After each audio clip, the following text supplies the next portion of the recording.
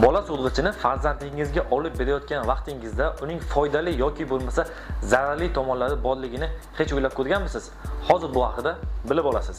Dastlab bola so'zg'ichining foydali jihatlari haqida gapiradigan bo'lsak, birinchi eng foydali jihati bolani tinchlantirib, bolaning yaxshi uxlashiga yordam beradi. Ikkinchisi esa bolada stress va og'riqni kamaytiradi.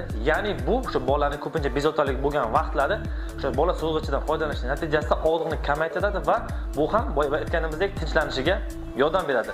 Va so'nggisi esa bola so'zg'ichi tadqiqotlarga ko'ra bolalar orasida keng tarqalgan uyqu vaqtidagi o'lim sindromini sezilarli darajada kamayishiga yordam beradi.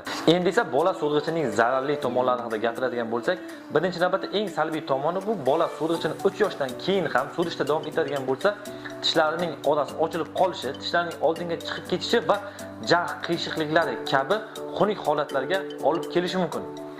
Keyingi zararli tomoni esa bu bola so'zg'ichini uzoq muddat foydalanish natijasida eshitish naylaridagi bosimni kamayish natijasida quloqning yallig'lanish kasalliklariga olib keladi. So'nggi eng muhim zararli tomoni bu gigiyena bilan bog'liq. Ya'ni bola bir dona so'zg'ichni doimiy ravishda ishlatishi natijasida bola organizmiga tashqi muhitdan turli xil bakteriya, viruslar organizmga tushadi va buning natijasida esa bola organizmida turli xil infeksion kasalliklar yuzaga kelishi natijasida bolada turli xil noxush holatlarni yuzaga chiqaradi. Shular bilan bir qatorda yana bir muhim jihatni aslo yoddan chiqarmang.